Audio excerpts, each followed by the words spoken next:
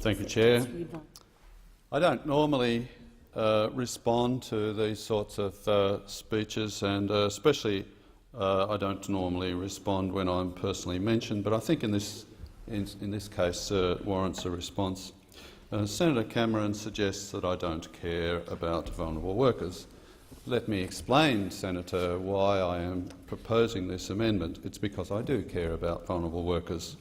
In fact, I care so much about vulnerable workers that I think this bill shouldn't pass at all, really. Now, the point is, of course, that vulnerable workers includes people who are essentially unemployable. Now, when you think about who might be unemployable, that might include former senators, former Labor senators.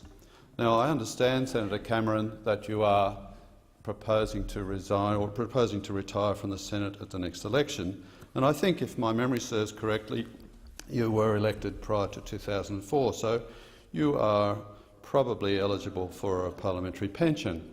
But on the other hand, let's suppose my good friend and colleague Senator Dastyari was to lose his seat at the next election. What would he do to support his wife and two very charming daughters? He would need a job. Now, he is essentially unemployable. That's the bottom line. What could he do? He could take out a franchise. It's a create your own job opportunity to get your own franchise. And I've been thinking about what kind of franchise might be suitable for Senator Dastyari, or indeed Senator Cameron, if he needed to work after retiring from the Senate. And a swim mart might be possible. Jim's mowing, that might be a possibility. But I think particularly for Senator Dastyari, Dunkin' Donuts would be the go. Now, the point is, of course, that if he didn't have Dunkin' Donuts available, he would be on welfare. And I care a great deal about vulnerable workers, but I particularly want to keep them out of the welfare system and generating income. Why?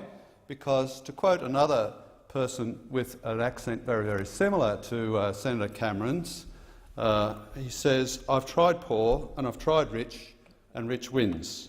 His name is Billy Connolly, and even for unemployable former senators who are vulnerable, I think a franchise is better than being poor.